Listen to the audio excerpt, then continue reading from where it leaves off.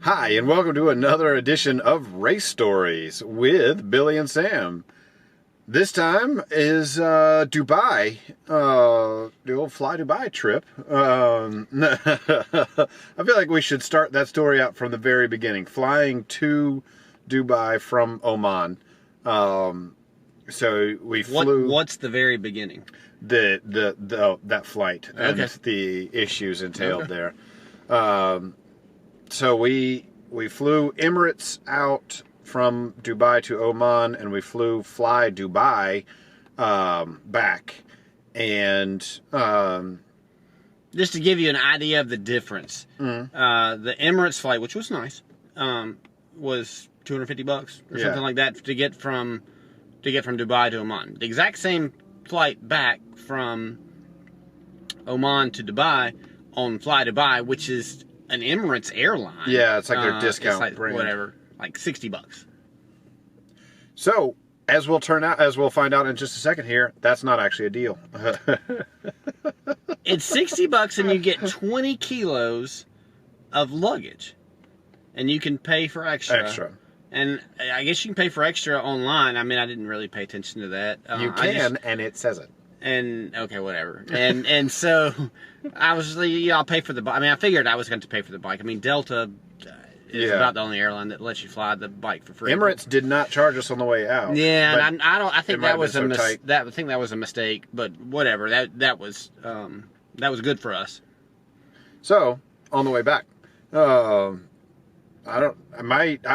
checking out at the counter, and the guy asked us if I prepaid the bike. I said yes.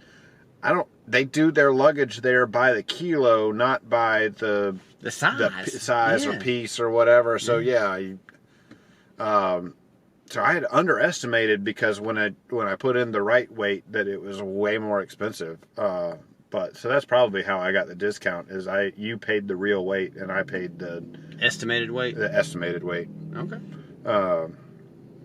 Anyway, mine was 18 kilos over. So 2 pieces of luggage. And I mean, I had packed we were there for almost 2 weeks. Yeah.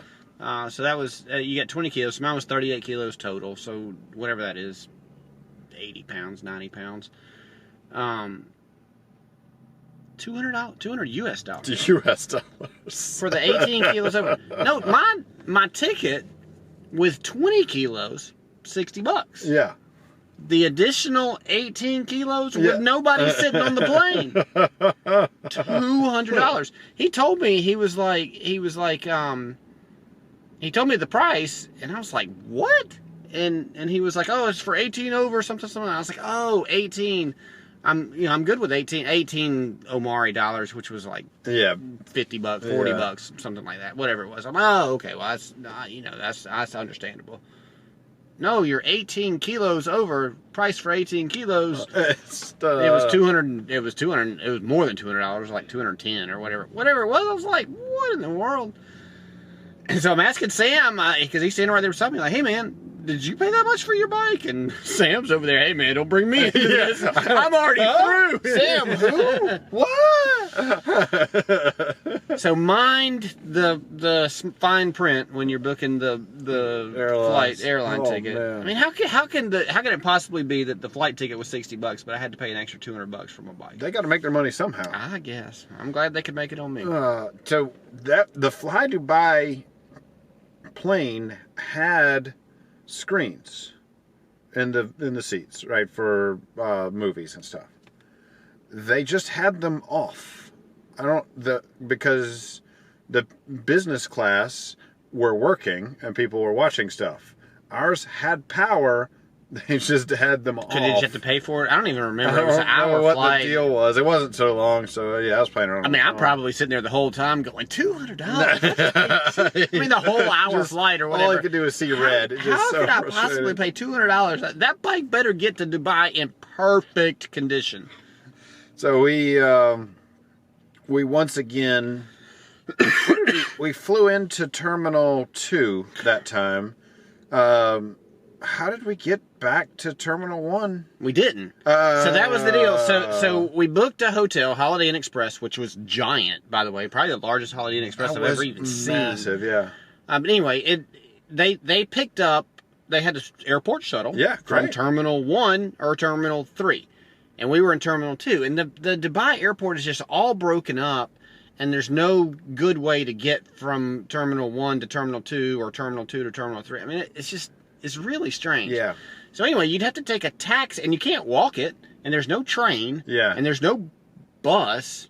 Was there a bus? There was not a bus. There was a bus, like a transfer bus. There felt like some kind of bus, but I could not figure it out. But anyway, I think the deal was between like 1 and 1. You just have to hop in a taxi and go. Well, I mean, you can literally see the airport from the Holiday Inn. From the Holiday Inn, right? So I mean, it's close. All right. Well, if we're going to have to hop in a taxi to go ahead and get to Terminal 1 to get on the airport shuttle, we may as well hop on a taxi and just go to the airport. Just go all the way to the hotel, which is what we did. And it really wasn't that expensive, $12, $15, something like that. But I mean, I don't understand that airport. They should put a train or something. Something. I mean, everything in Dubai is really nice. And I guess they're saying that they're building a new airport.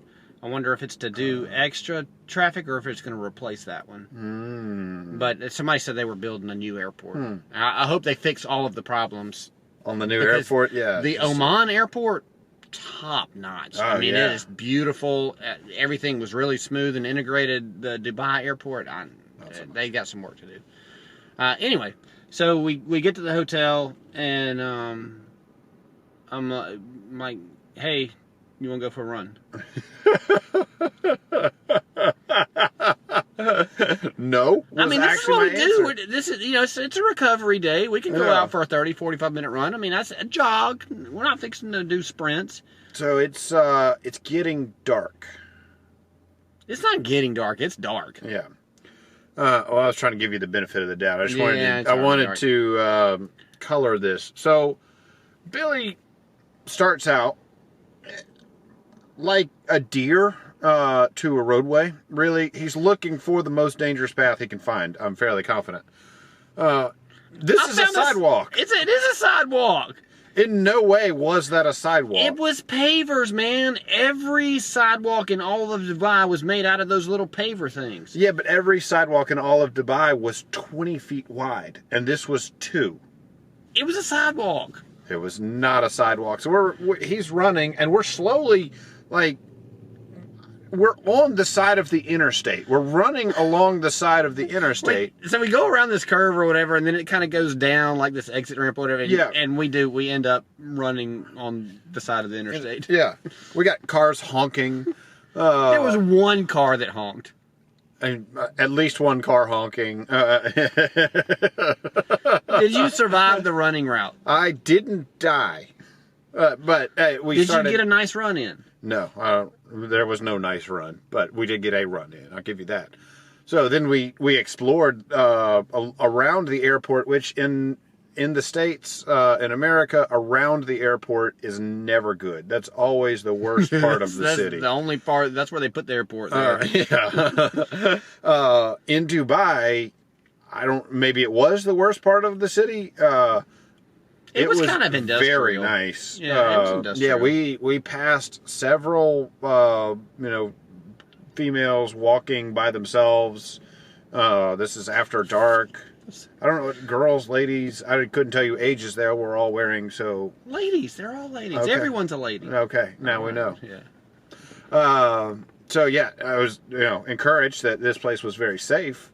When you're not on the side of the interstate, running. We weren't on the side of the interstate that long. We went back up and we got off and it was fine. I'm behind him running and cursing. Like, man, why am I following you? There wasn't, I mean, to be fair, we went out of the hotel and took a left. If we would have gone out of the hotel and taken a right, it would have been better. But whatever, we took a left, and that was how you had to go when you took a left. So, Dubai had the same thing as Oman in the hotel rooms, where you could either have one king or 2 twins. So same. That's just a weird setup. There's no 2 deal. queens or 2 doubles or no. So the rooms were small. Yeah. Hotel room. Nice. So yeah, it was fine. The room was very nice, but they were making efficient use of space. The breakfast buffet. We get up the next morning, and a hotel shuttle, and came with a breakfast buffet, and that was why we booked it. So we already hadn't used the hotel shuttle, so I was like, let's see how the guy, as I'm checking in, warns me, hey man, you want to come here between, was it 6 and 7? 6:30 and 7:30. 6:30, 7:30. Like early. It's like after that, it gets really busy. Okay, we're already going to be up anyway, no big deal. We get down there, and I feel like several regional Holiday Inn Expresses, or Holiday Inns, assembled themselves into this, right, into like a transformer of, it was still a Holiday Inn breakfast buffet, but I think they took the European breakfast buffet, the American, and the Middle Eastern, and combined them into one super buffet. Because it had elements huge. from each one, and it's massive. It was, and good. We really enjoyed ourselves. Yeah. You didn't just, typical of the hotels that we stay in, you get the waffle, make your own waffle. I mean, that's some of the nicer hotels we stay in. You get to make your own waffle and stuff like that. Have you ever booked a place with make your own waffle? I just want to know. I think so. Okay. Maybe once or twice. The thing about it is most of the time we don't even get to eat the breakfast. That's true, so there's not really a point in it. I was just giving you a hard time about hotels. So the deal was we had the Airbnb. What are you drinking while we're on video? Well, I was just trying to cleanse my palate, really. Okay. So did y'all notice what he was drinking at McDonald's? We are the pillars of health here. Hey, man, and yes, soda for on the race. So Jennifer, my wife, had taken care of the accommodations for this because she and the kids were coming. So did she book the Holiday Inn Express? She did book the Holiday Inn Express. Yeah. When things go well, she's in charge. When it's last minute planning and we're on the phone looking for the hotel, that's us. So we rented a car. Driving in Dubai, could you describe it? It was not Egypt. It's not Egypt. It's not America. So it's this it's far closer to America than Egypt. I'd say it's closer to Atlanta, where there's aggressive drivers. Yeah. But it wasn't Egypt where you were like, yeah, man, we're not going to make it. So, if you've ever driven in a big city traffic, then you could drive in Dubai. It was fine. We drove Fairmount. Yeah. You're going to need to drive here. So just be prepared for that. Lots of that around the airport is weird. Once you get away from there, it's generally very easy to drive, but the airport area was... all the signs are in English and Arabic, and the names of the streets and stuff are all Arabic, so they all kind of sound similar. So when your GPS is telling you go turn on whatever, it sounds exactly like whatever. Yeah. Awasi. But it was fine. I don't recall. I think we missed a turn a couple of times, but I don't recall ever getting like lost or anything. It wasn't that big. No, it rerouted. So we rent the car, and Jennifer had booked a kid-friendly Airbnb. Is the way that we describe that. I mean, it was giant, probably 2,000 square feet. It was massive, yeah. So it had a pool and playground in the sort of courtyard area, and the owner owned one of the. This was, I'm gonna call it like 4 townhomes in a complex. The owner lived in one and rented out 2, and then I guess somebody else lived in the other one. But really great place. Alice's Wonderland. Yeah. Highly recommend. She was wonderful. She was great. So we got there, we slept, and then Jennifer and the kids come in that night. So we picked them up from the airport. Nothing really exciting. Yeah. So the next day we do the Dubai Expo. So it's the World's Fair. Is what we remember it as. Now that it's called the Expo. But I mean, you know, every 10 years they do this giant thing. That's where the Eiffel Tower was. They did the Eiffel Tower before World's Fair project, the Seattle Space Needle. I mean, there's a lot of things that they've done, like as a special project, just for the World's Fair when they did the World's Fair. And so this was the 2020. They do it every 10 years, you know, and this is the 2020 version of the World's Fair. It's called the Expo now, but the 2020 version. But since COVID hit, this is when they're doing it now. Yeah. So it's 2022, but they're still calling it 2020. And then, what was the major attraction that you would say there? I mean, they didn't do like an Eiffel Tower. Yeah, that dome. But that's not gonna. I mean, the waterfall. You had the circular waterfall, that was super which was cool. pretty cool. But there just wasn't one, and they had the forest in the sky, the forest in the sky that went up and spun around and then came back down. But I mean, that was like a ride you get at pretty much every Six Flags. Right? Yeah. But it was all super nice. I mean, very. I don't know how to describe it just exactly. They built a town or a city. Like they built a city would be the way I would describe it. Each country has its own building. Yeah. And then, you know, stuff like we went in the United States one, of course, had a ride inside of it is how to describe that. You were on a moving sidewalk. Moving through exhibits. The U.S. one was amazing. They had a SpaceX rocket mock-up. But full size. Full scale, yeah. 100, exact right size. We're staring at it trying to figure out whether it was real or fake. Yeah, it was painted, like it was used. It was presented as used, and it was painted perfectly to make it. I mean, if you're looking at it, you're like, that looks like a real rocket. Finally, when you get down to be able to touch it, you can kind of knock on it and be like, yeah, I don't think that's doesn't feel right. And then we read there was of course, a little plaque. Super cool. Unbelievable. So some of the smaller nations would have, you know, like posters and stuff on their walls. They didn't have, you know, custom made stuff. So but every 192 countries were represented. I wonder if North Korea was there. I mean, it's basically an advertisement for these countries, either for you come visit or for you to. I mean, several of them were selling citizenship, and then I mean, it was just.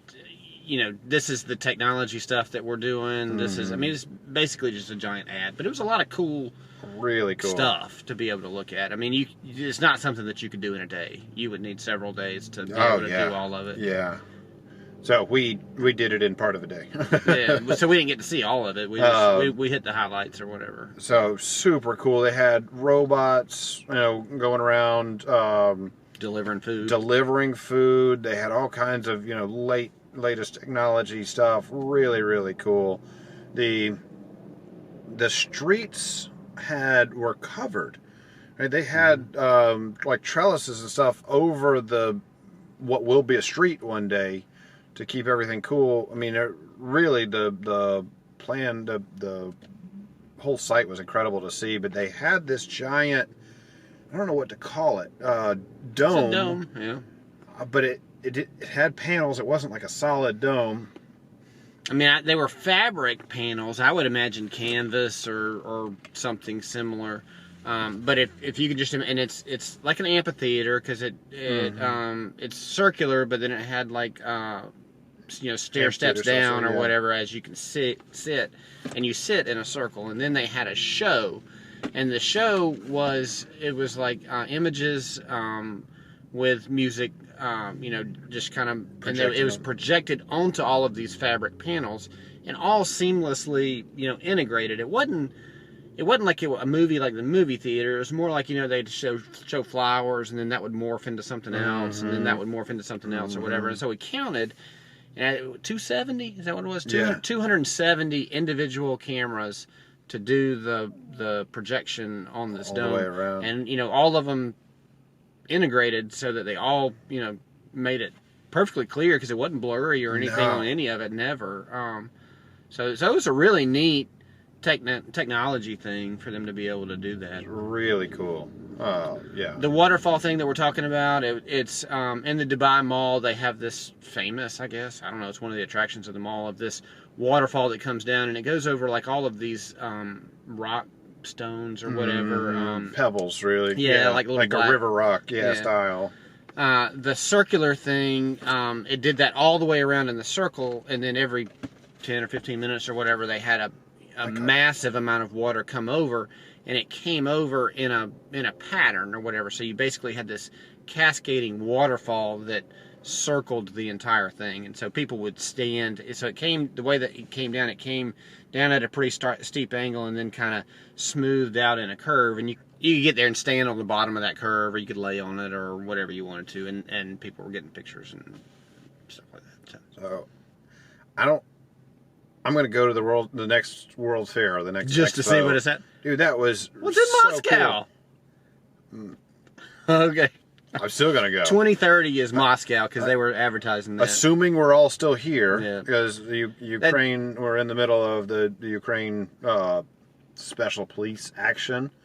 There's a couple things that I want to say about that. So the Ukraine had a booth. In their booth, and we're filming this, and you probably won't see it for a long time after we film it, but as we're filming it, we're still in the middle of it. And when we were there, it was in the very beginning of it. And so in the Ukrainian booth, people have started taping up like notes of encouragement, and so they're on the walls all over the Ukrainian booth, just notes of encouragement. They also had a live camera that you could broadcast, and I think it was broadcasting in Kyiv, where you could give encouragement. I mean, they were encouraging people to come and talk to the camera and just give encouragement to the Ukrainians. So that was pretty cool. And then you saw a fair number of people walking around with the little Ukrainian paper flags or whatever, either stuck in their backpack or they were holding them or something like that. But really, I mean, to me, the Italian booth was the winner. So it's a building for Italy. The entire front of the building for Italy is this giant LED TV. I mean, 2 stories high or whatever, and a big, and it was broadcasting the Ukrainian flag with peace on it. The Russian booth had a fair amount of, by far the most security. Yeah. They were all standing around, I guess, making sure people weren't going to damage the booth or something like that. But everybody was acting civilly. So a lot of people were showing support for Ukraine, though, for sure. Absolutely. All right. Other than the expo, what did we do in Dubai? That was that day. So the next day we did the camel. The desert safari. Desert safari. That was super cool. So let's talk about what a desert safari entails. It entails 0 animals other than the camel ride. Yeah. Yeah. It's not like an African safari. No. This is a Dubai safari. So Dubai safari, they call it dune bashing. And it took a little while on the internet for me to figure out what dune bashing was. Dune bashing is we were in a Toyota Sequoia, it's the North American thing, a large SUV. So what is that? Three. Yeah, it was three. Row, three seats. I mean, they were doing it in 4Runners too. Whatever, it's any kind of SUV. But going over the dunes, so they took air out of the tires. They're in 4-wheel and going over around. The guy in front of us went straight down the face of one of those dunes. I mean, we were watching, and I mean, I thought the car was going to flip over. It was really at 45 degrees, maybe even more. I thought it was going to flip over, but it did not. So very cool.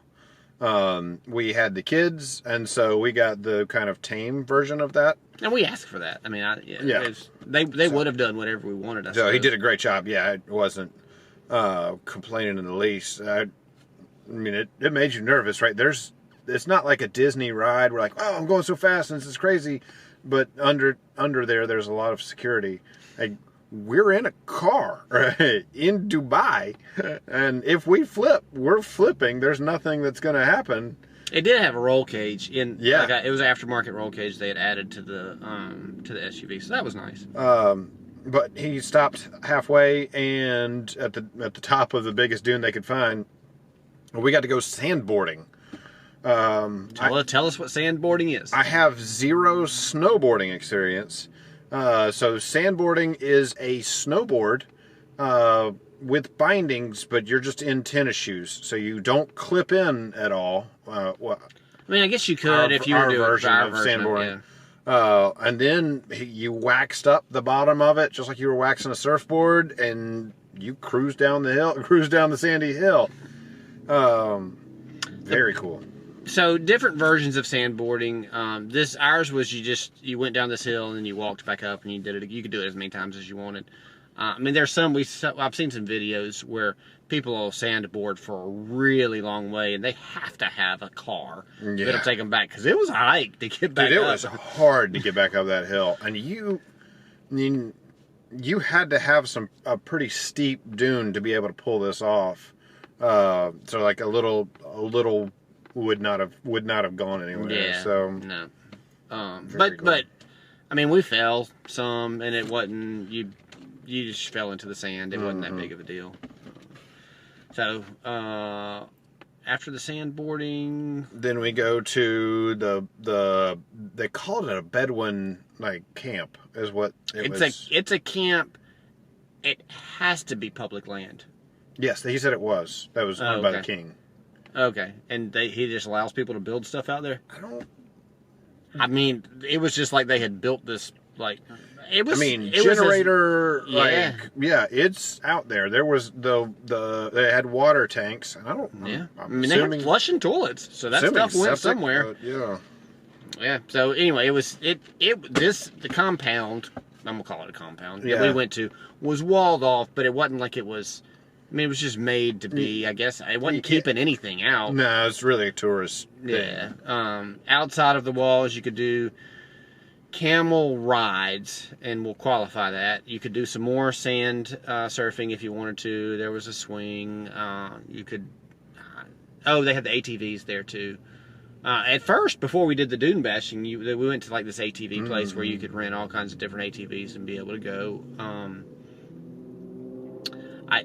And this is just out in the desert. I mean, it's literally out in the middle of nowhere. Yeah. I mean, we pulled off the road, and then you just went out in the desert, and you ended up at this camp, and you're like, okay. And they fed you and had a show and everything. But tell us about the camel ride. So the camels. So I asked the kids before we left what they were most excited about, and my daughter's was riding a camel. Okay. So they called this one. They called it a short camp. Excuse me. Spreading that COVID all over. Sorry.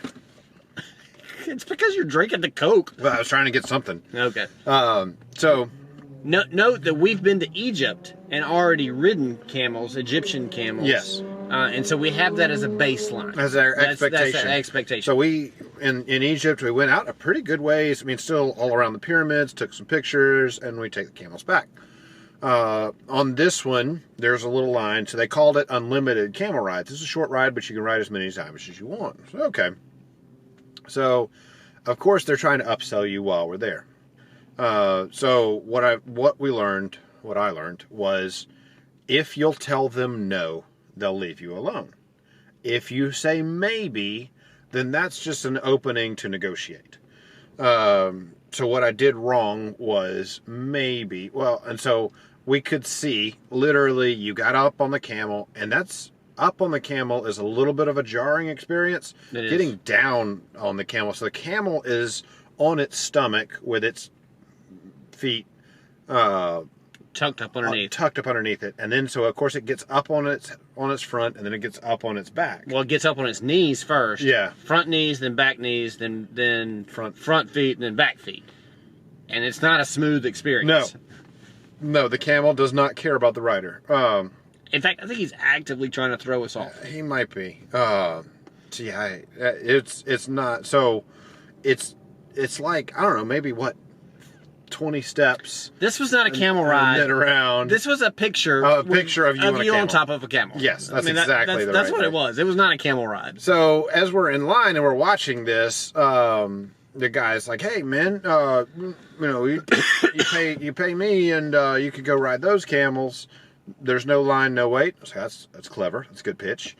and it's a longer ride. I was like, okay, well let's see how the kids do on this short one, ride, yeah. on this short ride, and then we'll talk. So meanwhile, we do this very short ride. It couldn't have lasted 2 minutes. And we get off, and the guy's like, all right, you ready? Now there's nobody in line to ride the camels because so we can keep riding the 2 minute camel. The problem is you get, the getting up and down it's kind of rough. So if you note that if you want to go on a camel ride, try to go on a 20-minute camel ride, 30-minute camel ride, not 10 2-minute camel rides, because you're going to end up bruised if you get on 10 2-minute camel rides. So we looked at that. They had like 1 hour camel rides, but the kids were not allowed. So that was why this was selected. Which makes sense. Because they probably wouldn't last that long. No, I need to get down. Need to go potty. So I was like, okay, we'll do that because they would let all of us on the 2 camels, and so we could get a picture with everybody. So I was like, okay. So in my mind, this was an Egypt length ride, which is probably 20 minutes, 30 minutes, 20 minutes round trip or so. So we went 10 steps on the free camel ride, we went 20 on the not free camel ride. We had not seen anybody do that, so we didn't know exactly what they were doing. And then it was, you got to go out, you got to take a picture, and they used your camera, or they would take pictures for you with your camera, and then come back. Yeah. It was a short camel ride also. It was twice as long as the short camel ride. Yeah, live and learn. It was fine. We went and did some sandboarding, and then we had the show. All right, so tell us the dinner and a show. So the dinner was a buffet, and they did the pre-show first, and then you got the buffet. And then so there were 3 different shows. You went and sat down. You had an assigned table. And our guy had gotten us there early and got us a table right up next to the stage. Everything was done really well. Now, of course, they had the upsell there too. You could pay more and get like an elevated booth. Yeah, the VIP booth. Yeah, we didn't care about all that. So but we were close to the stage. Tell us about let's see, what was the first show? So the first show was the belly dancer. Yeah. Belly dancer. We're in the UAE, a Muslim country, so she comes belly dancer, so she comes and she's completely robed, and so I'm expecting with the face covering too. I'm expecting that's what we're going to have the whole time, and she loses her outer layers and is in I'm going to call it a bikini top, and flowy bottom, and that's where we lost the very conservative Muslims. so we're there, and she there's these people, I don't know, a few tables away from us, but you can see them because they're kind of around the corner. Yeah. And it's a gentleman, either his mother or his mother-in-law, I don't know, wife, 3 kids, 2 daughters and a son, teenage daughter, maybe a 10 to 12-year-old daughter. Anyway, so the lady, the first thing the belly dancer does is she loses her head covering and her mask, and so you could see the mother-in-law or mother or whatever. Was not happy. So she's all face covered up or whatever, but you can still see her eyes. Yeah. And the eyes told the whole story, which was what's going on here. And then the lady loses the rest of her clothes except for the bikini top and the thing. Oh no, we're out. We're out. And so she takes the kids, the daughter or the wife or whatever, and herself, and they all leave, and they leave the husband. The husband's still at the table watching this. And she has the expression of how dare you do this kind of thing, and they leave, but they do come back. Yeah, after she they came leaves. back after the show. But the husband was there the whole time. What in the world? It's amazing. So it was a very cool belly dancing show. That's all it was. Yeah, she didn't get naked or anything. It was, but then we go to the next guy is the fire. Okay, so then we eat. No, because it was Fire Guy and then we eat. Oh, was it? Yeah. Okay. The fire guy. Oh, wow. Oh, man. So this is a typical fire dancing thing where he has all kinds of juggling or spears, any stuff. But not almost every fire show we've ever seen before has used like the denatured alcohol or the grain alcohol, the super, I mean, still very flammable or whatever. It has to taste, terrible. This dude has straight up lighter fluid, and he's drinking it right out of the bottle. It's right beside us. Yeah, it's the stuff that you put on charcoal to get your charcoal going.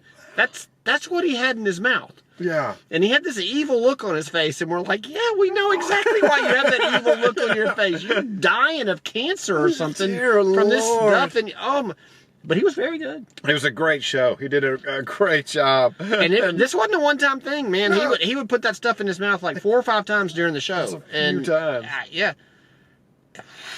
Oh. Yeah, that's all we could. We were just fascinated by that. Could not take our eyes off of it. So then we have dinner. Yeah, buffet. So it was Middle Eastern stuff: kebabs, chicken, lamb, then all the fixins or whatever. But Middle Eastern type fixins. Yeah, lots of rice. I'm sure there was some hummus in there. Whatever. It wasn't. I mean, the food was food, and it was included in the price or whatever. It wasn't like you don't go for the food. No, we were going for the camel ride, as it turns out. Okay. So, the last guy, I don't know quite how to. Okay, this dude has lost his dizziness. The part of his brain that makes you dizzy, this guy doesn't have it. No. So he starts spinning. He comes out and he's got a heavy skirt on. Yeah. Right, and there's the old dancers, I don't know, trick or whatever, but right when you're spinning a lot, you keep your head focused on one thing, you flip around real quick and then focus back on the same thing so that you're not getting dizzy. This guy started spinning and continued spinning for 15, 20 minutes. I mean, the whole show, was 15 or 20 minutes, and he never stopped. No. He never stopped spinning around. So he's doing all kinds of things with his skirt and his stuff in the air, and there's hats, and I don't know how to describe it, but the most important thing was his head is just, I mean, like a helicopter, never stopped. It was incredible. Yeah. I mean, you would think that a spinning dude would be like, spinning dude or whatever, but we were watching. He's blindfolding himself while he's spinning. He's pulling out robes. They turn out the lights, and he's got neon on, and he's spinning. That was crazy. The skirt that he has, he takes it off. He's spinning it above his head, puts it back on. It lights up with all these LED lights. I don't know. It was pretty cool. And then, you're assuming he's got to be dizzy. So then he's moving around and dancing on people's tables, still spinning. That's crazy. Yeah, that was by far the most impressive thing we saw, and we saw a dude put lighter fluid in his mouth. So we head home, and our driver speaks great English, so it's a great opportunity to learn more about the UAE. Do you have any? We passed a palace. I don't. Yeah, he said that's the brothers, one of the king's brothers' palaces. So apparently, right in the States, you have vacation homes. So in Dubai, you have your city place, and you have a place out in the desert. And that's what you do. Desert place or whatever. So this was his desert palace. Your vacation thing is your yacht that you have parked out in the Got it. You have them. You get them. You get them. So we're asking him questions about how things work, and of course we know about the Sunni and Shia issues in Iraq, and so I'm asking, is that a thing here? No. There's no Sunni and Shia worship at the same mosques in the UAE. There's no issues. And I was like, why is that? And he said, because everybody's treated the same. There's no special privileges for one versus another, so there's no reason to hate each other. So he said, if you're from the UAE and you're not from the UAE, you're subject to the same laws. So Very interesting that a legal system, a fair legal system, allows for that prosperous of a community. I don't know how to describe what we saw as far as the buildings are concerned. That's a lot of money being spent there. It's insane. So I was asking, 70% of the people in Dubai were born in another country or from somewhere else. So I was asking how that works. And he said that anybody can buy a house. So, you come from the United States, you come from Europe, whatever, you buy a house in Dubai. He said, if you're a citizen of the UAE, you own the land forever. If you are not, then you get a 99-year lease.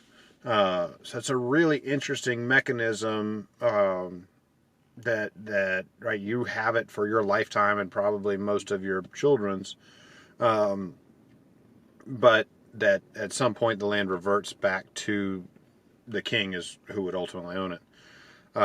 He said that less than 10% of their income comes from oil, as far as the country is concerned.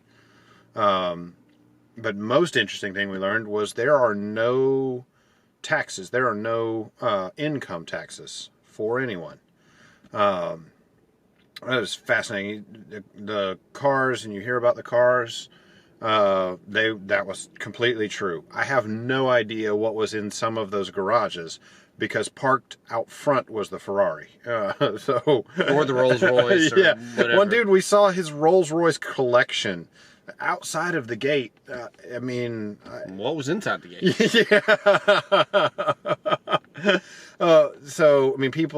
Some of these daily drivers were Bentleys and Ferraris, and it's crazy. So yes, it was as insane as they portray. We're in our Ford Escape driving around. So very cool. He said that there are no taxes on cars as far as when you purchase them. Okay. So that's why people buy expensive cars, is they don't have to pay taxes. So it was really interesting. There was a value-added tax, so they do have like a sales tax, or a national sales tax, effectively. So it's a program that has been proposed in the U.S. many times to replace income taxes, and clearly it's working for them. So it's interesting. All right, so next day we get up and go do the Burj Khalifa. So that's the tallest building in the world. And I want to qualify that because I think they're cheating by calling it the tallest building in the world. I mean, it is the tallest building in the world, but it has 160 floors, which is awesome. Yeah. But on top of the 60th floor is a 225 meter spire. So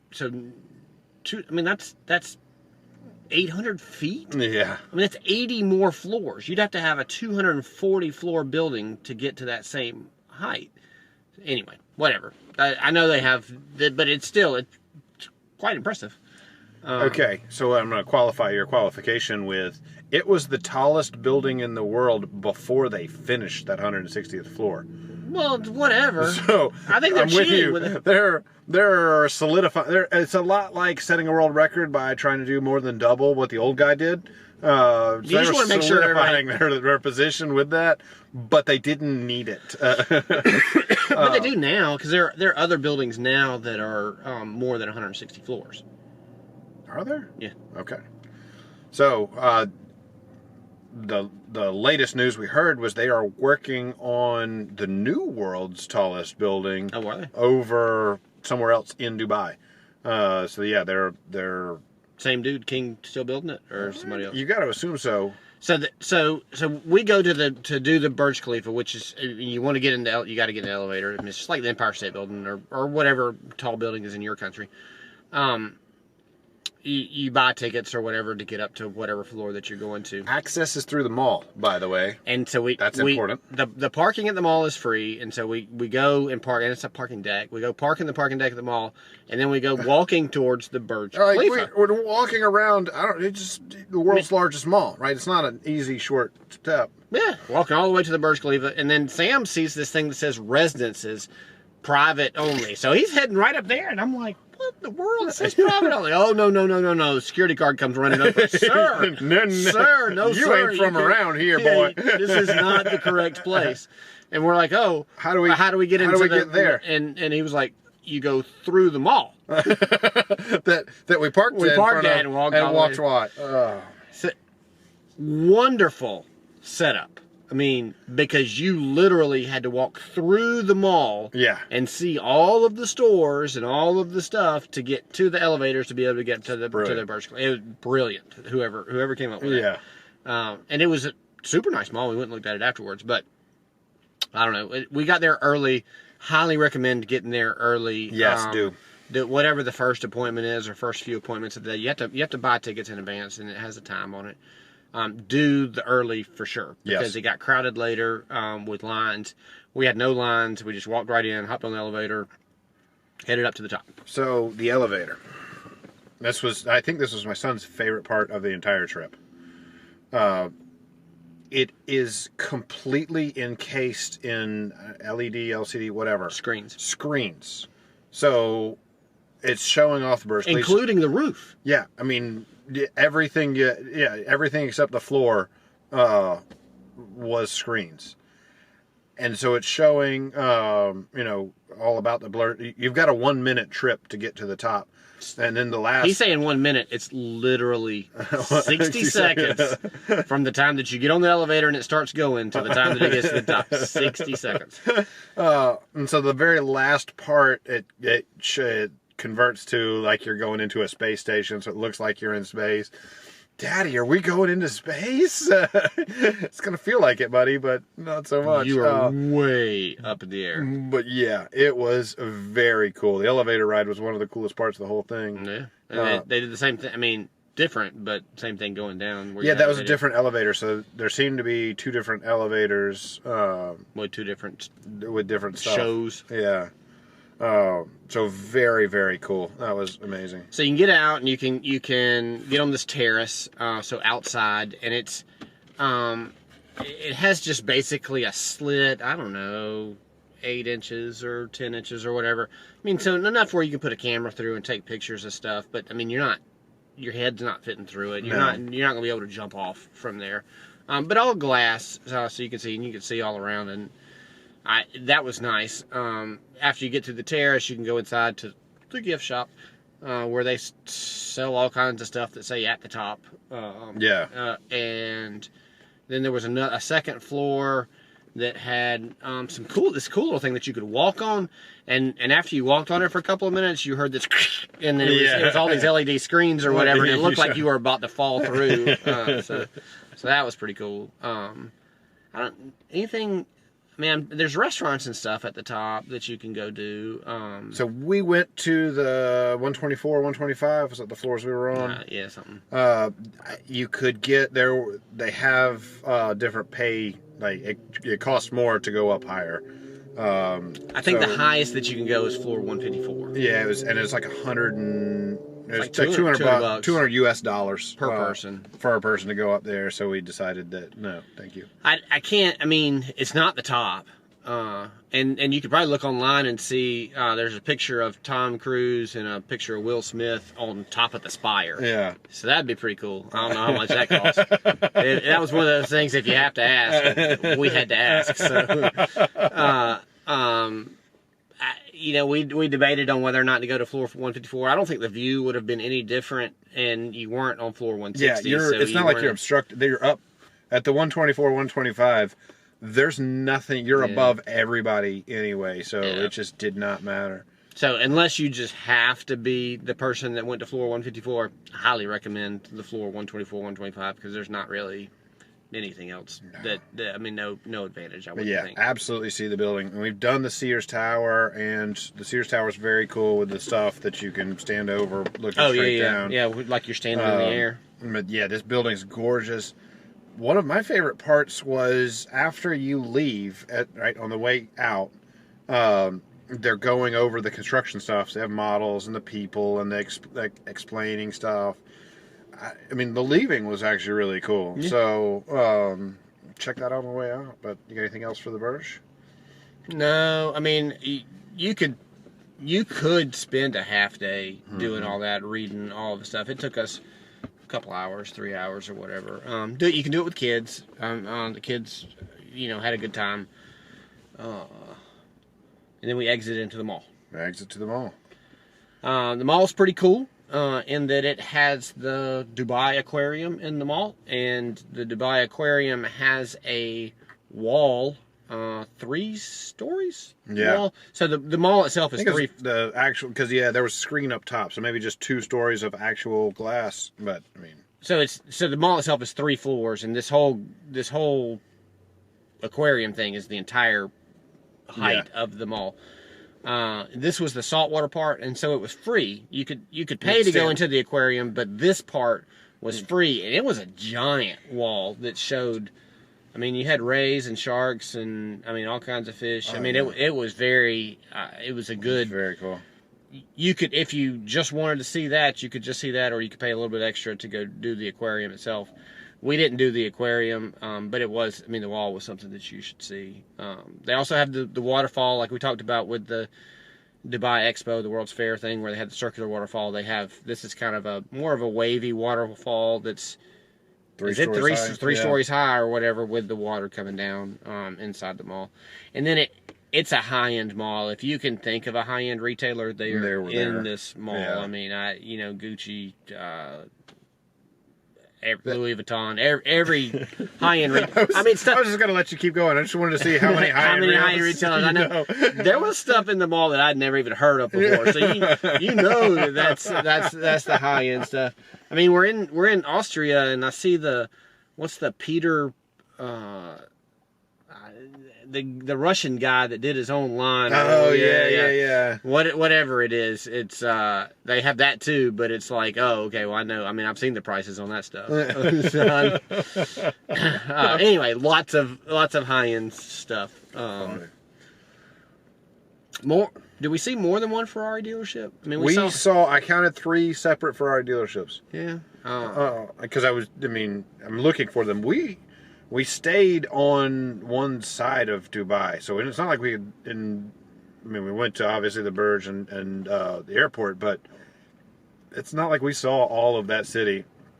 And in Florida, there is one Ferrari dealership in Orlando, and I don't know how many are in Miami. I assume 1, but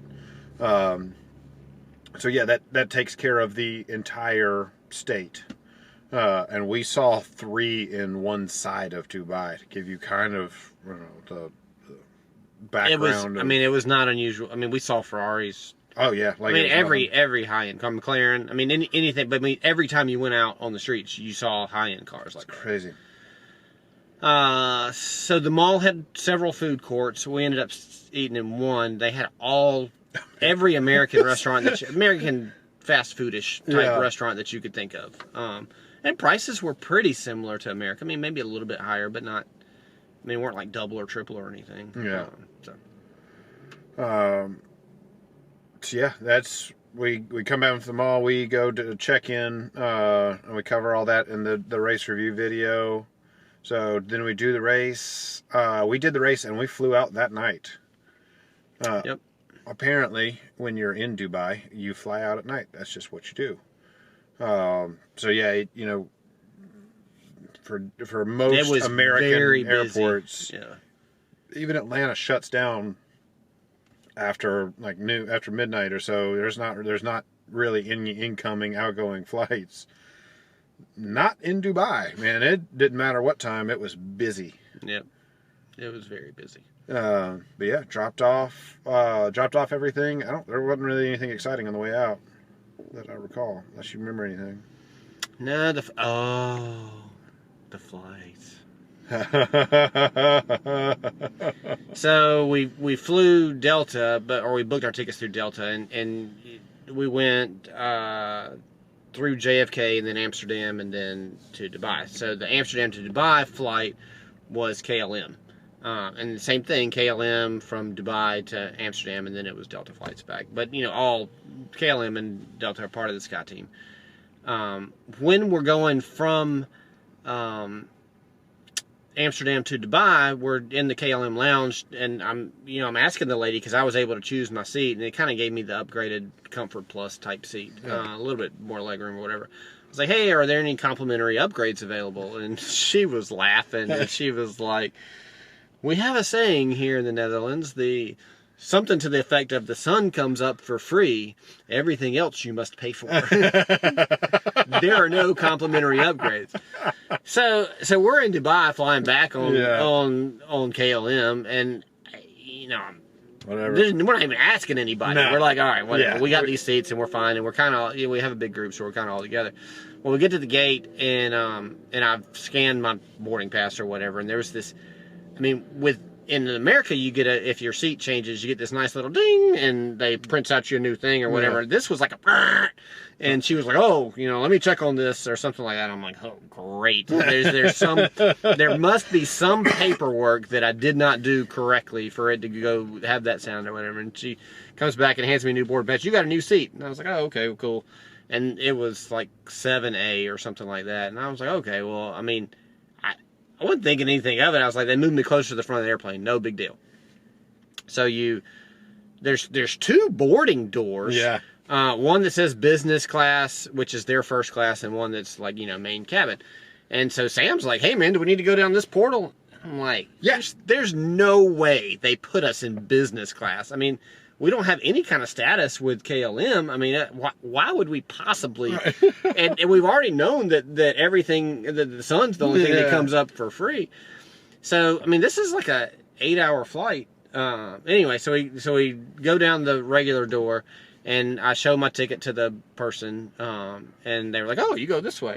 And so everybody's going to the right, but I'm fixing to go to the left. So I go in and I turn to the left, and there's nothing but the first class pods, the lay down flat seats or whatever, and I'm like, oh yeah. And there's my seat right there next to the window with a little lay down pod with the pod and lay down seat. And I'm like, oh, and this is the night after the race, so we're exhausted. Oh yeah. And I'm like, oh, this is gonna be heaven. And it was. It was everything that you hope it could be. We've had the lay down seats before. I think it was a $6,000 upgrade. I'm sure that's a round trip price, but per seat, $6,000. And so, of course, you're like, dude, there's no way it's worth $6,000 for this, and it's not. But if you have unlimited money, it is very nice. Amazing. Yeah. Oh man. So the headphones were noise canceling. Yeah, the headphones that they gave you were like the Bose headphones or whatever that were noise canceling. Yeah, it was awesome. Amazing. Full size pillow, nice heavy duvet or whatever that you could cover yourself up with. We get on the flight. They had. I guess they had dinner and they did have breakfast. I don't know. We get on the flight. You get up in the air. You lay down in your seat flat. I go to sleep. And all I remember in the beginning was the clanking of the glass plates and the silverware from people eating. And I'm like, God, will these people please shut up? I'm trying to sleep. So I didn't get that meal, which was fine. And then for breakfast, I'm up. And so they're bringing the cart around. And so she's asking if I want breakfast. I'm like, yeah. So I pull the plate out or whatever. It's a cloth tablecloth that she puts on top of my tray, and I'm like, okay, this is gonna be fancy. Anyway, it was a good meal. I don't remember. It's like a crepe and some other stuff. It was a fancy, breakfast or whatever, with metal utensils and a cloth napkin. They gave out gifts. It was a very nice experience. That sounds nice. Somebody gave his seat up to Jennifer. So, I thought that I would earn extra points and give up my seat, and I certainly got some extra points. But then I think I set a new expectation of now she knows how nice it is up there. It's like we need these seats more often. So anyway, KLM. Yeah, thanks. Yeah, that was awesome. We really appreciate that. So yeah, that was. Yeah, I got a lot of sleep on that flight, and that was very nice. That made it much easier. Did you get any sleep? Nope, I had 2 kids. The way out, I had 4 seats to myself, laid down and slept. On the way back, I'm sitting up, making sure that nobody can escape into the aisle. Oh, that's all right.